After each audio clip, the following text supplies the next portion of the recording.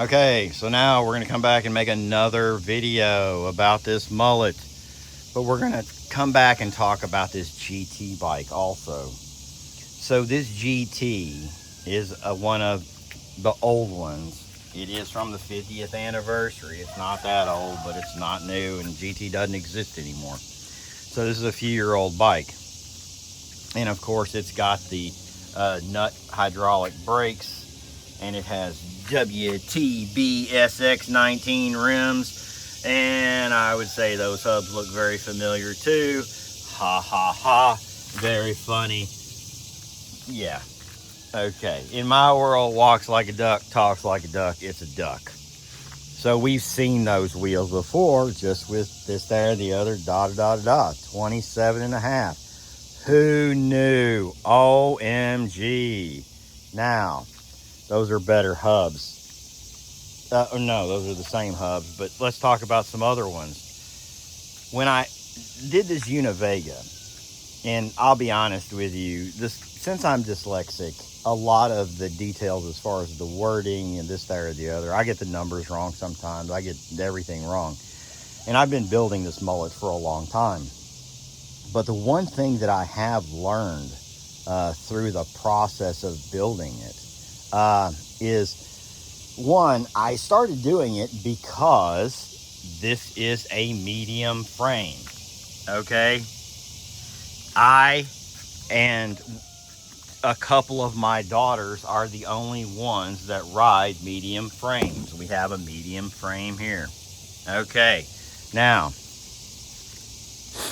so I forgot about that. I thought I bought two smalls. No, I bought a small and a medium.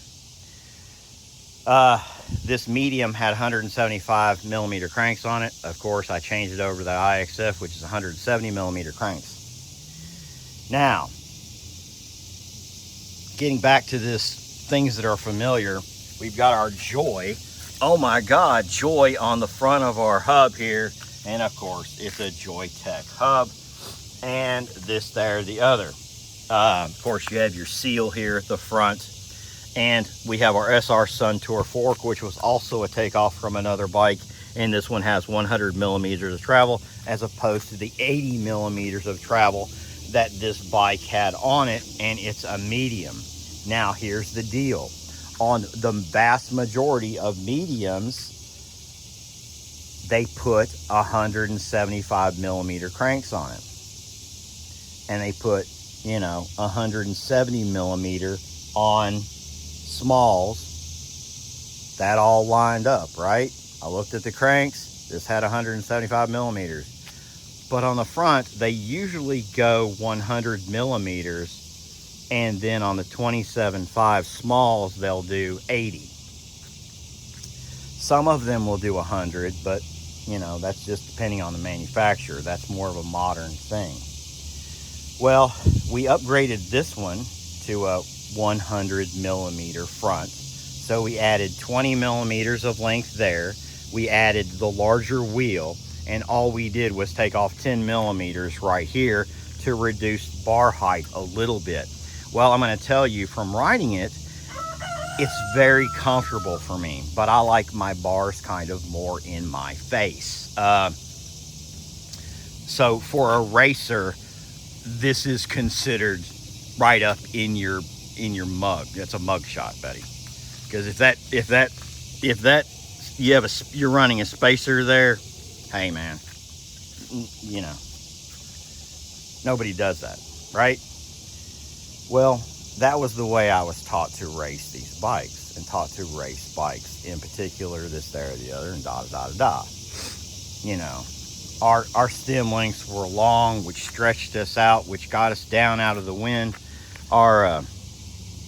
We took the spacers out from under, or, our stem was as low as we could get it, blah, blah, blah. Of course, we were running old Manitou front forks that had, I think, 30 millimeters of travel at the time. And I think RockShox came out with something that was, oh my God, 2 inches. What are you talking about? Jiminy Christmas.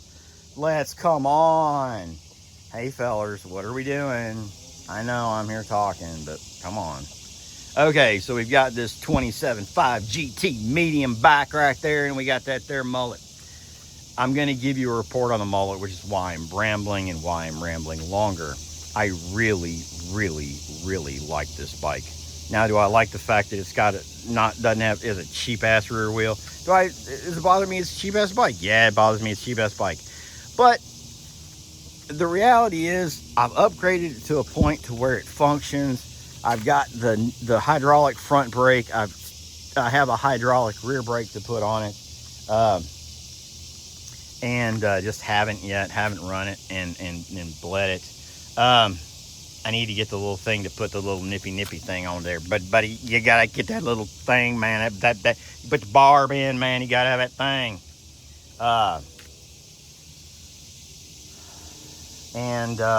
But other than that, it needs 180 millimeter. I can tell you real quick, even with the hydraulic brakes, if I get on this thing very much, it's going to need that 180 millimeter just for the mass of the metal of the rotor, just to deal with the heat. And I'm not going to tell you that these are, they're not full metallic pads that squeak like this, there, or the other. No. I'm sure they're synthetic pads, just because they're cheaper. Anyway, I'm getting into all kinds of stuff. What are you talking about, man? You're rambling on. Woo! Anyway, I really like that GT bike. I really regret that when GT existed, I never had a GT bike. I saw everyone else modify them. I saw people go out and buy them and play with them and this, there, or the other, and da-da-da-da-da. And, of course, we've got little Missy down here, too, because nobody, I can't be alone. So, anyway, I'm happy with it. It's a, $184 bike that I put a bunch of takeoff parts on it and put a $48 crank on and a $25 bottle cage. I don't know.